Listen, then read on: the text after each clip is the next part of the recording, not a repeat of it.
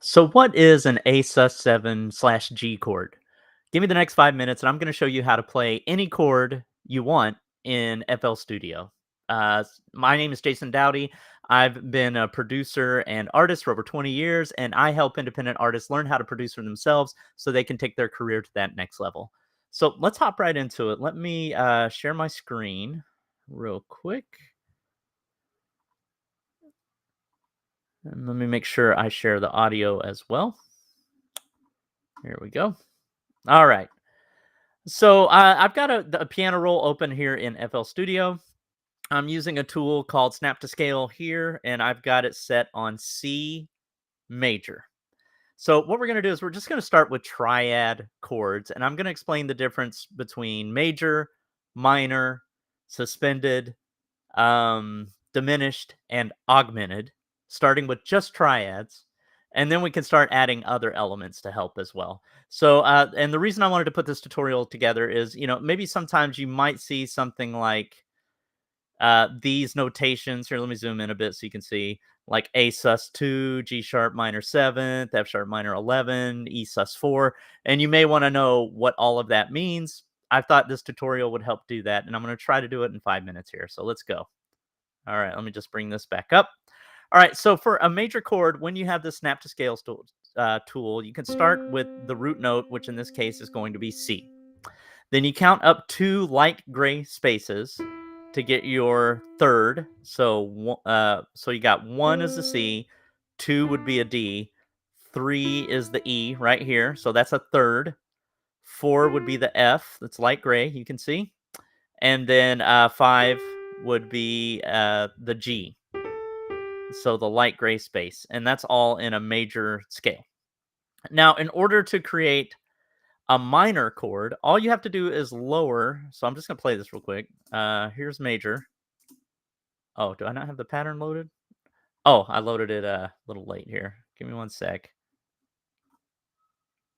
Let me just pull this back over. For some reason, I have it at the end of the end of the pattern. Here we go. All right. Here we go. All right, what just happened? So C, there we go. There's our C major chord. To create a minor chord, all you have to do is lower the third 1/2 step. So I've just lowered it 1/2 step there. Now you have a minor chord. Suspended, all you have to do is raise the third up 1 and play the fourth instead of the third. That's suspended. Now for diminished, you want to lower the third a half step, and you want to lower the fifth a half step. That's diminished. And then for augmented, all you have to do is raise the fifth up a half step. And that's augmented. So hopefully that helps you know at least the basics of chord structure. All right, so now, and I'll play all of these in a row. So like, let's say we're going to do minor, and let me add suspended here. And then I'm going to add diminished here. And I might be forgetting one. If I am, just let me know. And then finally, I'm going to add augmented here. All right, so let me zoom out a bit. Okay, so we've got major, minor, suspended, diminished. Oh, wait, that's diminished. Sorry. Diminished. And then augmented.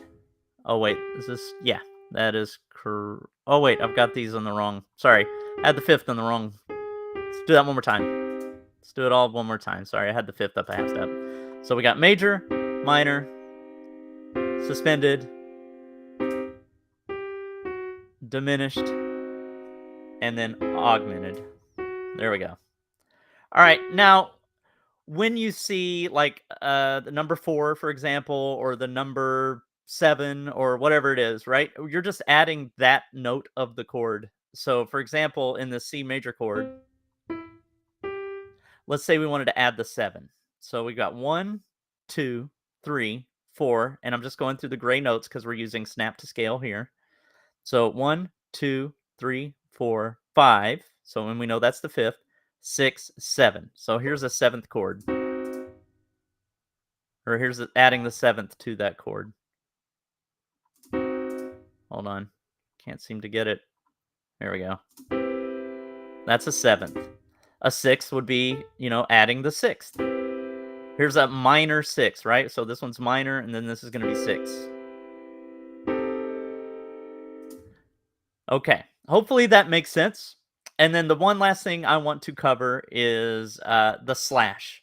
So, like we talked about before, you may see like a /9, for example. What that's talking about is what is in the bass. Normally it's a letter instead of a number. So in this case, the 9 is let's say we want the 9 note to be the bass note of the chord. So we would just go back to FL Studio, which isn't coming back up for some reason. Bear with me here. Hold on, let me stop sharing. Maybe that's part of it. I think my computer has crashed, so my apologies for that. If that's the case,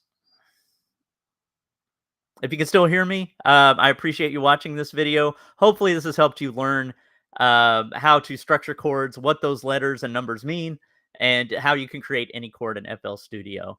Now, if you would like a free tutorial on how to produce your first professional track in under 2 hours just using FL Studio and free things you can find on the internet, just go ahead and